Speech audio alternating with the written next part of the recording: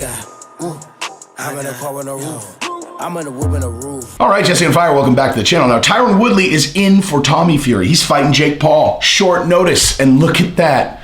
Now, we are going to talk about this topic, and I'm excited to do so because I talked about this a bunch on my live stream. Not specifically that Tommy Fury was going to drop out, but I talked about the Tyron Woodley situation a bunch. And I said it should have been Tyron Woodley, and I said that after a bunch of things had happened. Now, if you like the content, subscribe and ring the bell. The viewer base is growing. Now, I apologize. I was in Orange County this weekend. That's why I couldn't do any videos. But I did see Chito Vera on my flight on the way back, and we wrapped out. He is a very cool dude. Very, very cool. Chito, I think he was with like his whole family. He was with a bunch of people.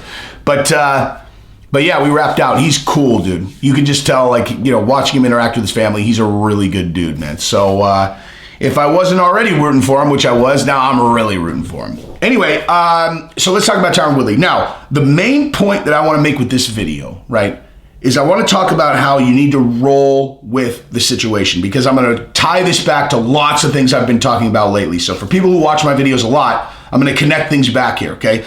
So when the fight first ended, right? The Jake Paul and Tyron Woodley fight first ended, and Tyron Woodley's like, let's run it back. What did I say? Anybody who was watching my live stream, what did I say? I said, you're not getting that fight.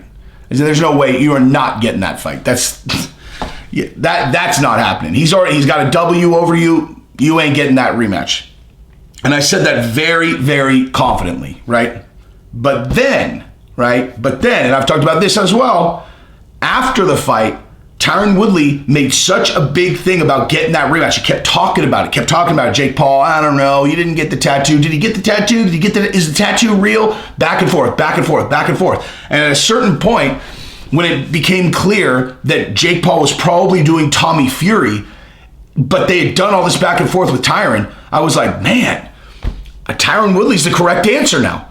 Like, Tyron Woodley has done a good enough job, you know, talking about this online and making this a thing between him and Jake Paul. This is a no-brainer now. The Tyron Woodley fight is the correct one to do. Way more talk, way more story, way more context, okay? And so what I mean is, like, what is the story?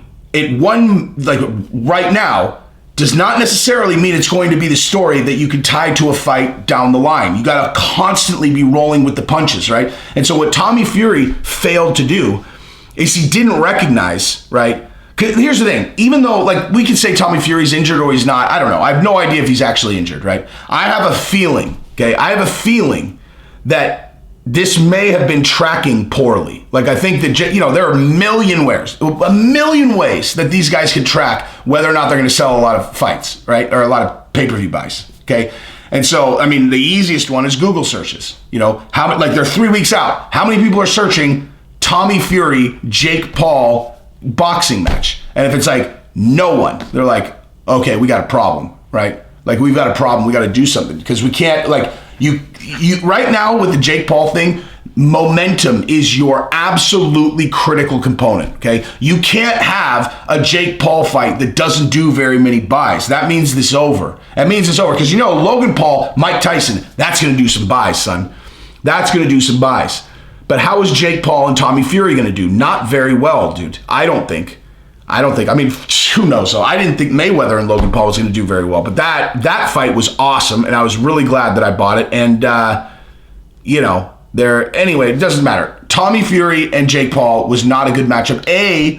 Because it was a good story going into it, right? It was a great story. It's like, you know, Jake Paul, and then you got Tommy Fury, Tyson Fury's relative. If they're on the, you know, if they both win, they're going to fight each other. Tommy Fury's been knocking everybody out. But then Tommy Fury had a terrible performance. I mean, I'm not trying to be a dick here. He just did. That was not a good performance. He was not impressive, and that was the universal review from everybody. That wasn't just like, it wasn't like he looked good and then you went online and people were trashing him and everybody changed their mind. He just objectively did not look good in that fight. It just is what it is, man. He just didn't. And so you have that working against you.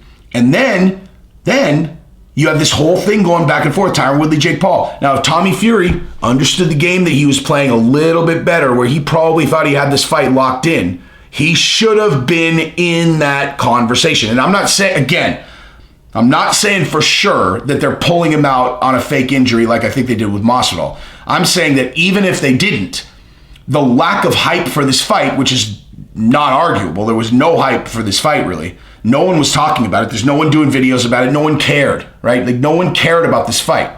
People are going to care about the Tyron Woodley Jake Paul fight. People are going to be doing, I'm doing a video about it now. People are going to be talking about this fight again. I guarantee it. I guarantee this will do many, many, many more buys. But so just for his own career and being able to properly hype a fight, he should have been involved in that conversation. He should have said, go do blah, blah, blah, and I'll fight you after Tyron Woodley.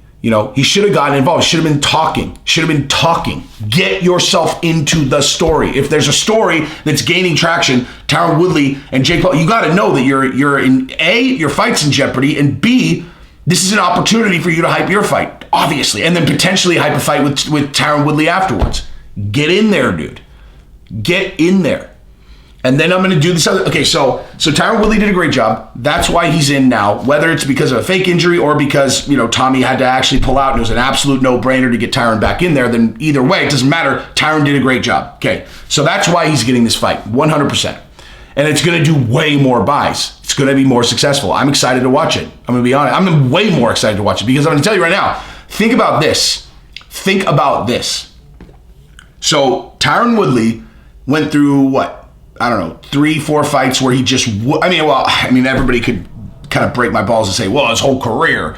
But I'm going to say, like, at least the 3 or 4 that he lost, he wouldn't pull the trigger, right? Like, he would not pull the trigger. And he paid for it, right? How did he do in the Luque fight, right?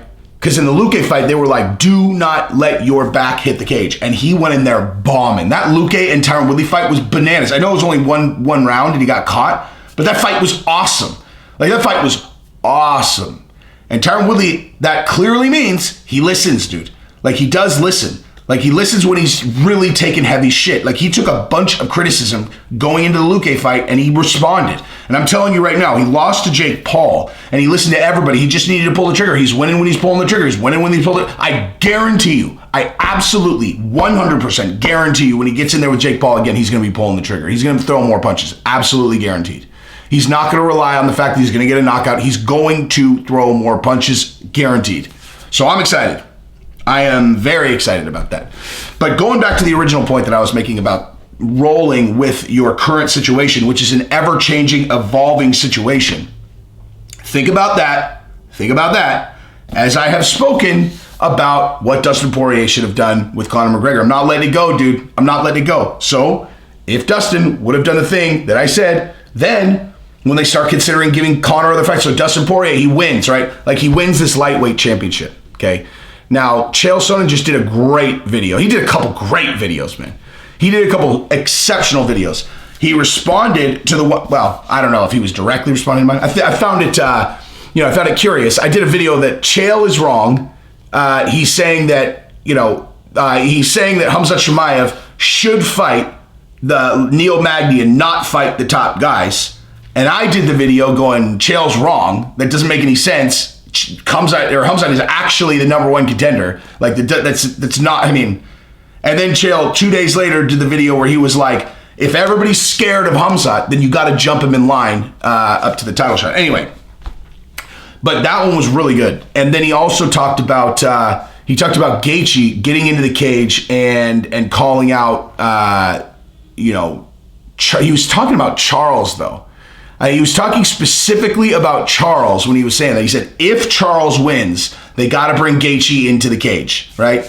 And so that leads you to believe that if Dustin wins, there's because he always knows what's going on with the UFC, obviously, right? Like, I'm speculating. He knows, at least a lot of the time. He is the YouTube spokesman or mouthpiece for the UFC.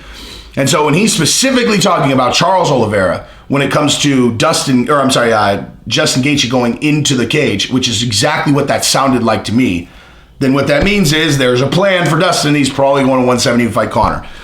But nonetheless, what if Nate Diaz actually gets into the mix here, right? Like, what if Nate Diaz actually gets in the mix for real and they're talking about Conor and Nate? Like, Dustin still needs to fight for that fight, man. He still needs to fight for that Conor fight.